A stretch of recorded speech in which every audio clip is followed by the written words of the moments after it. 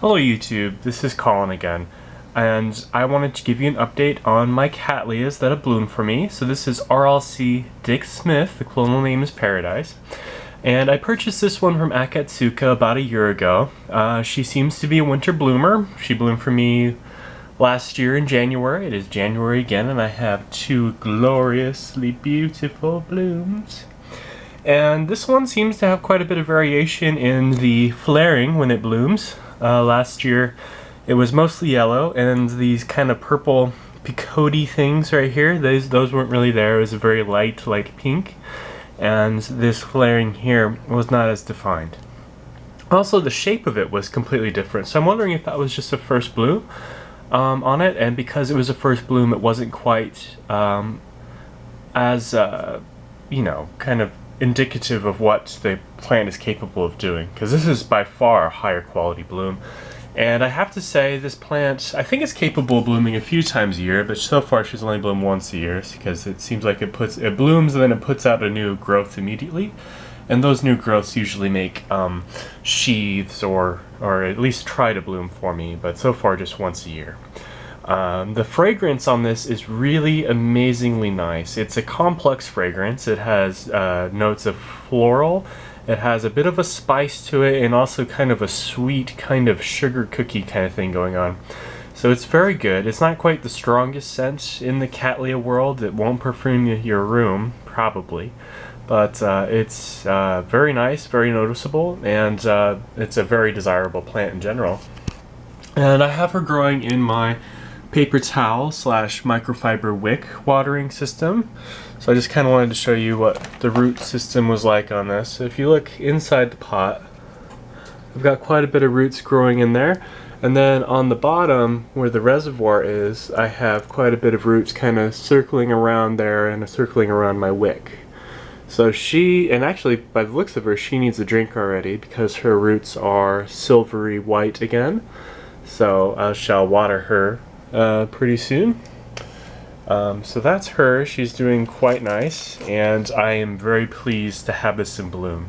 I wanted to say, you know, I bought this as a replacement for another plant that's similar to it. I used to have the Laylu Cattleya, or RLC Mamalani Rainbow, the Gypsy, but my clone seemed like it pollinated itself. Like it would open, and then the flowers would fade after a day, and then I left the flowers on, and it started to develop a seed pod back here where the ovary is. So that was a horrible defect, but that plant was wonderful. It smelled very sweet and rosy, and the colors were not quite as vivid as this one, but they were similar. And what else can I say about the Mamalani Rainbow? She bloomed multiple times a year. Like, she was a very vigorous grower. So it's a shame she had that defect, and it's interesting because even though she's a clone, other people with that same clone didn't have the same problem. So there must have been some kind of unique mutation that was present in my particular clone of it. But anywho's, this is the last kind of shot of this plant, and I'm going to move on. So there was some light distortion the last time I tried to film my Cattleya walkeriana semi-alba. Tokyo number 1 is the clonal name of this. But here she is. She's been open for a couple weeks now, and the fragrance is still there. She's very fragrant. This one will perfume up your room. I smell her when I come home from work. And I have a few hybrids of the Cattleya walkeriana. The Memoria Anabalmors is one of them, and I also have a mini purple hybrid.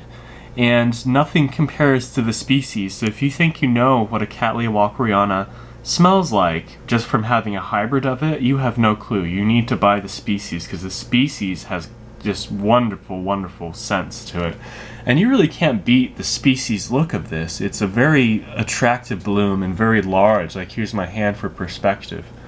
And as far as species Cattleyas go, walkeriana seems like she's very willing to bloom, and she'll bloom even when she has subpar root systems, which is something I can't say for a lot of Cattleyas. A lot of times if my Cattleyas have bad roots, they just won't bloom.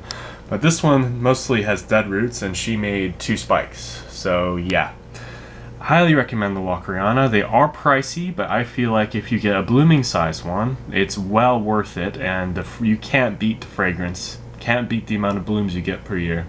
can't beat the size. Well, you can beat the size on some plants, but for a miniature plant, I don't think you can beat any of the qualities that the walkeriana has. So do give her a shot.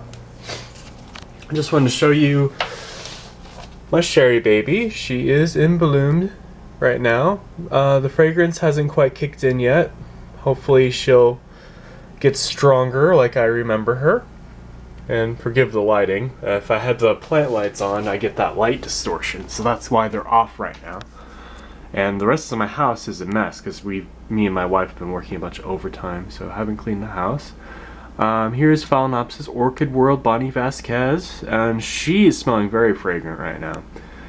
Not the best Phalaenopsis fragrance in the world, but very similar to Bellina with some kind of weird plastic spiciness to it, probably from the amboinensis in the background of it.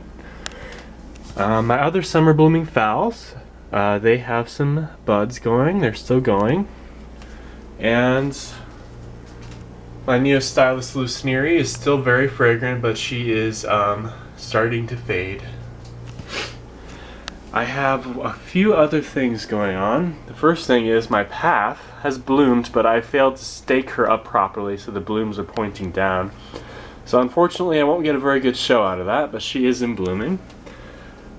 And I guess that's about all I have to show you at the moment. So I will let you go. I hope you have a wonderful rest of your Sunday. And I wish you luck in all of your orchid gardening endeavors. Bye-bye.